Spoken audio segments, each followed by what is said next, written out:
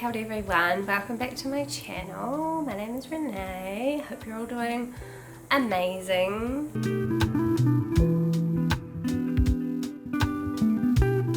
I am a little bit sick. I do have COVID. I don't know why I'm trying to attempt to do any kind of sit down video in my state, but I figure if I don't do it now, it probably isn't going to happen. So I do apologise if I start coughing uncontrollably at any point. It can't be helped. So we're doing a February wrap up today. February was pretty crazy now that I stop and think about it. Very short month, but lots has happened to me in that month. I read 8 books in February, which is pretty nuts, but that can kind of be attributed to 3 things. Starting the month off recovering from a surgery, went back to working from home, and getting COVID. Thank God I was able to read through all of those things, otherwise I would have gone a bit nuts. So let's just get into it. The books. Started off the month with Sauron Bliss by Meg Mason. Read it on my e-reader. I'm not sure when this book came out, but it's been a book that I've known about for a long time. Meg Mason is a New Zealand writer, so it was everywhere. This book was everywhere in New Zealand. Everyone and their mum read it. Everyone and their mum loves this book. So I was somewhat skeptical about whether or not it was going to be a book I enjoyed. But I figured I was after something that was going to be just easy. Not in terms of content. This is very kind of like dark, heavy story, but definitely kind of like not using the brain too much type stuff. We are following a character named Martha. She has just turned 40 and she's struggling with her life. She is suffering with an unknown, unnamed, undiagnosed mental health illness, and throughout the story we kind of follow her as she, from a young age, when she first kind of goes through a very deep depressive episode, through to her present day when she is a little bit older. We watch her as she interacts with her different family members and different relationships, and really just watch her struggle through it all. And I felt like it was a really kind of honest depiction of what that can look like for a person going through something really kind of quite debilitating at times, but also what it might be like for the people around them, their family. It definitely had kind of like a quirky English family cast of characters that was quite fun. The relationship she had with her sister was really sweet and tender, very close. Yeah, it was just a book that I felt like, even though it was enjoyable, it still kind of stood on its own 2 feet and had something that I'd not read before in terms of this kind of story and how it was maybe executed. So I really enjoyed it, and I would recommend to anyone who is also maybe a little bit skeptical as well. So that was the first book. Then I read Friends in Dark Shapes by Kavita, Bedford. This follows an unnamed young female narrator who is just turned 30 and has moved into a flat or a share house with 3 other people. They're all a similar age, all working kind of multiple jobs to make ends meet, living in suburban Sydney, a city that they've all grown up in, all from different ethnic and cultural backgrounds, and all have very kind of different experiences of what it's like to live in Sydney, and are very much on the edge of, or at this point in life where they don't quite know what steps to take next, I guess, to go into this next phase, or how that looks for them.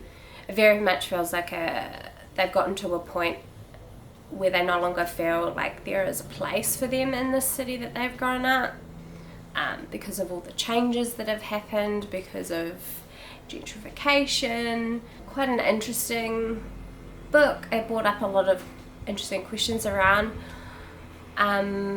things like gentrification and identity and belonging.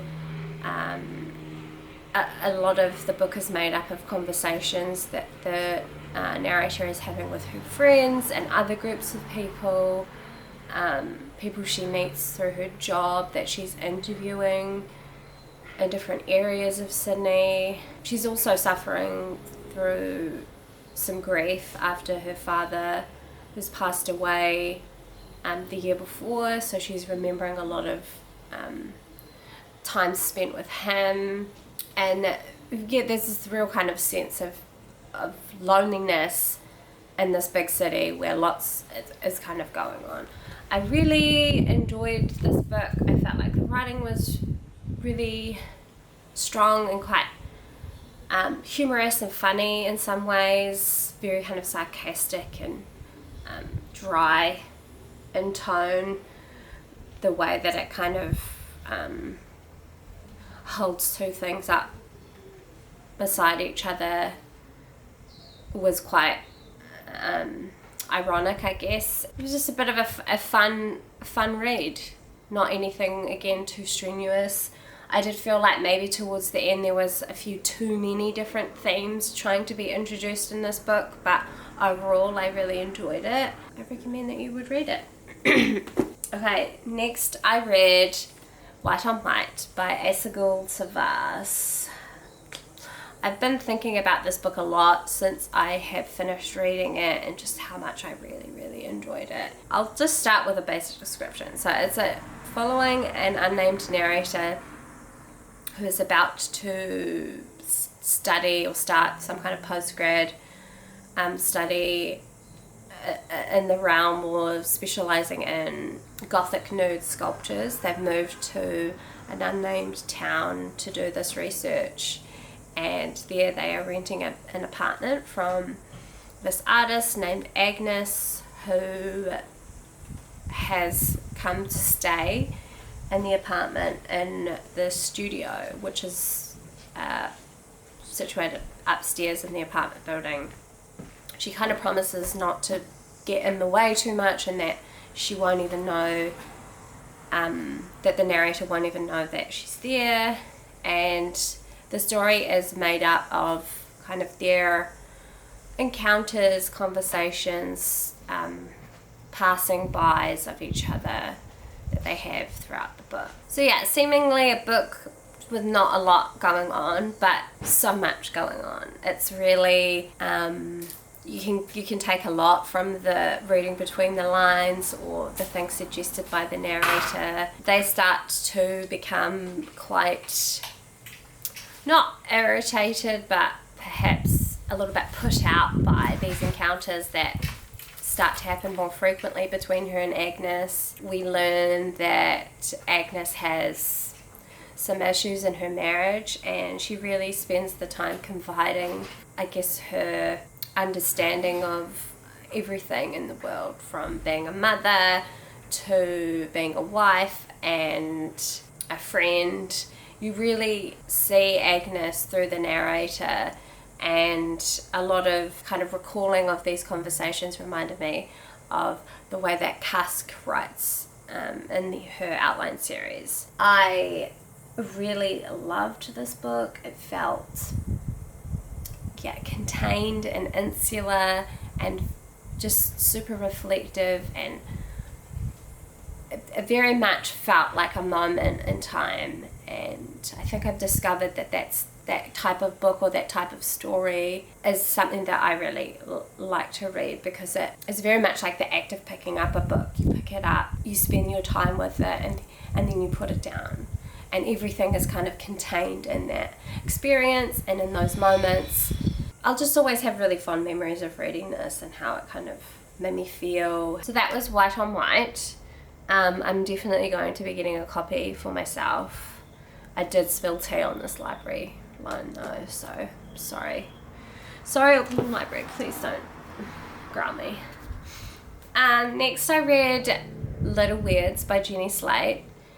I did a reading vlog on those first three, Friends in Dark Shapes, White on White, and this one, which you can go watch. I put this on my kind of recovery pile of books because I wanted something that's going to be like a comfort to read, and I had heard that that's what this was about, or that's what this is.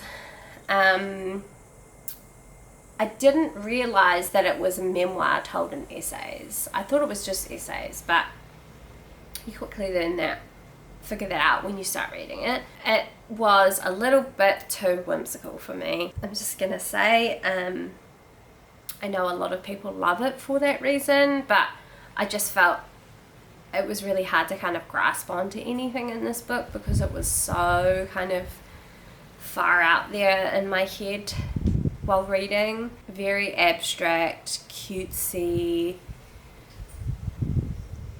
just a little bit too naive and childlike for me. So my understanding of it is that it's kind of Jenny Slate's way of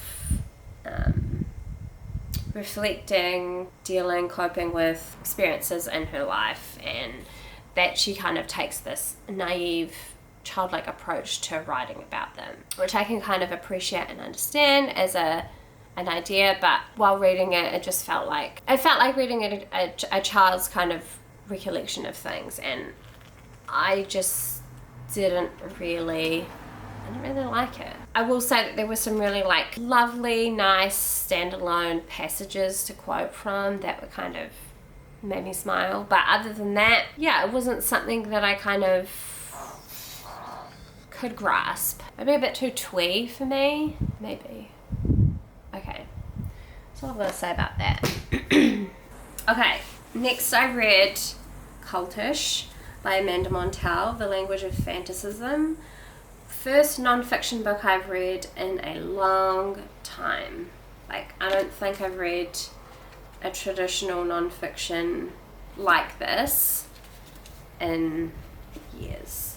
Amanda Montell is a linguist, and she explores the use of language and a lot of harmful cults, but then also references or like draws lines from that type of language all the way through to organized religion, multi-level marketing businesses, the Protestant church, organized fitness groups. It wasn't necessarily anything that was like mind-blowingly new to me, but it was fun and interesting to have someone kind of break it down in that way for you. She talks a lot about Scientology, which was probably the most fascinating part for me, because I think a lot of the language that they use just sounds like nonsense. I took some issue with perhaps like the way that it was structured in some ways, like it's kind of like a bit messy, and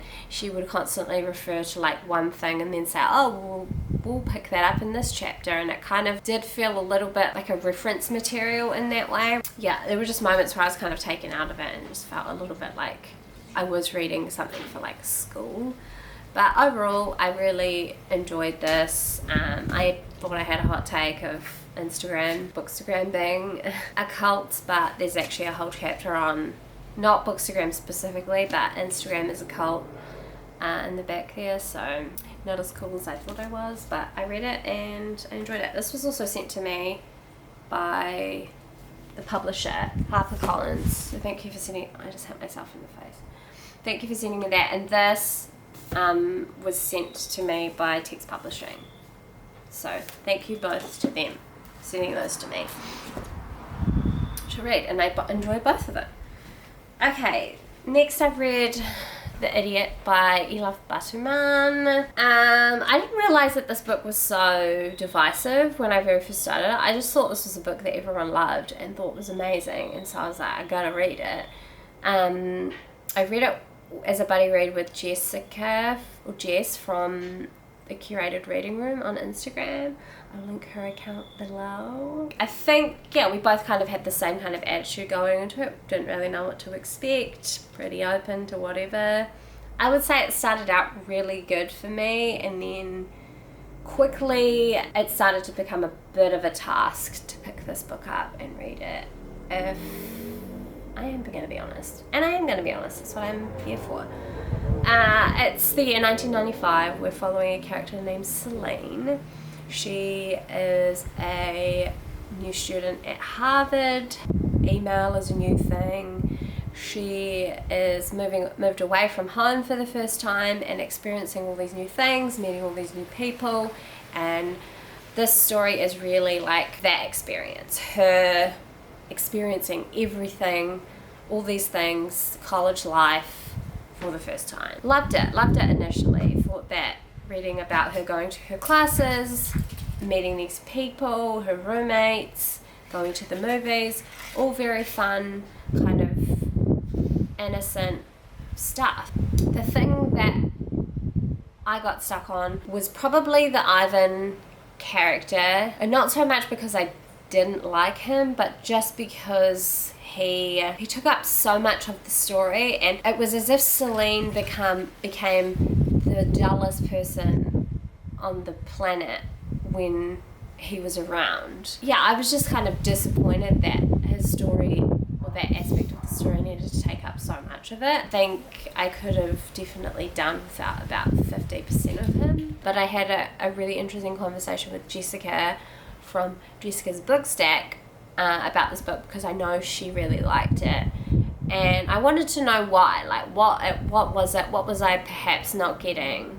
And we had a really good conversation, and she kind of reminded me of a lot of these things and pointed them out. And I guess she has a similar experience. I was able to kind of relate more to it than I was. I appreciate the idea of this character of Selene being this kind of hollow vessel for us to experience all these things through, but where it lacked any kind of human reaction, personality, emotion, for me, I couldn't relate, and it became really boring. I wasn't able to kind of put any of my emotion into it, perhaps because my experience of university was very different, and I didn't really want to relive that. I will say, I really enjoyed the ending.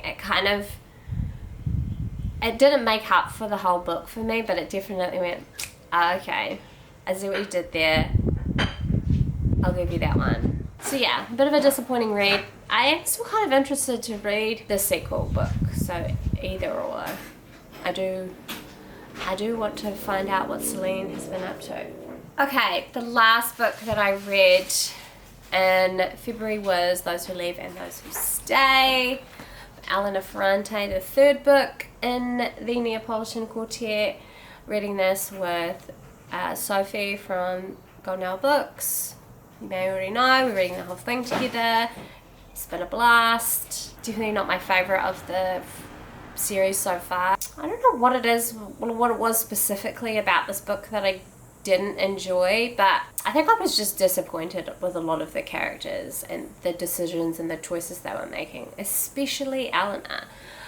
I was kind of excited to see that she was finally maybe putting herself first and getting what she wanted, but she quickly turned into this person who became so self-absorbed that she did some things that I was like, no way. The characters in this book are in their 30s. They have children.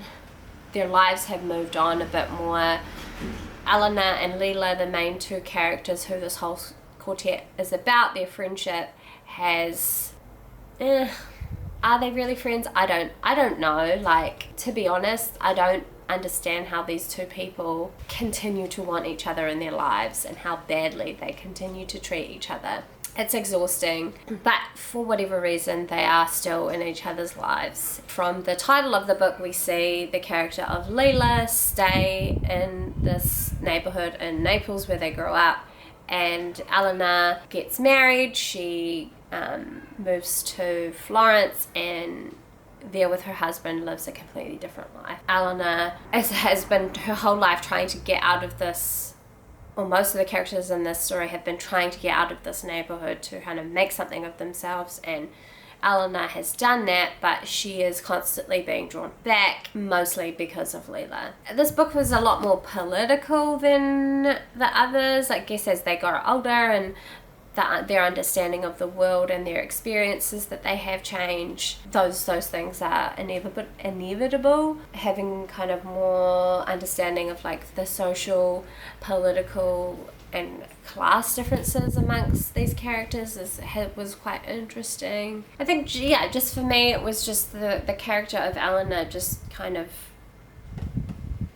losing her head a little bit and not really making a lot of good choices. I would say I had a lot more like issue with the story and the plot and just a few holes that I saw in there, things that felt a little bit too convenient for my liking, but I don't know, I'm still here for the drama, so I guess I can excuse that a little bit. I just, as I was editing, realised that I missed a whole ass book that I consumed this month. I actually listened to it on audio, so that's why I forgot about it, because I don't have a physical copy, and that is The Love Songs of W.E.B. Du Bois by Honorée Fanonne Jeffers. I did do 2 separate reading vlogs on this book, but I didn't finish it in either of those, so I don't think I gave my final thoughts on it. Final thoughts are, I loved it. It was an epic, multi-generational historical fiction about a family in the South. One perspective is from kind of a present day, a young black woman named Elif Garfield growing up, her kind of coming of age, learning stories and being passed down these stories about her family and really learning their history and where she's come from. And then the other part of the story is kind of the origins of this family, how they came about, and I guess the deep-rooted trauma that they experienced, being both of Creek Indian and enslaved people. I thought that the writing was absolutely stunning. Honorée Fanonne Jeffers is a poet, so I would definitely want to check out some of her poetry. And yeah, I just had the best time reading it, consuming it, listening to it. I want a physical copy for myself, and I would say if you're intimidated at all by the size of it, I can't really speak to that because I did listen to it on audio, but I wouldn't hesitate to pick it up, a physical copy, and read it again. That's how much I really enjoyed it. So yeah, I'll let you get back to the video.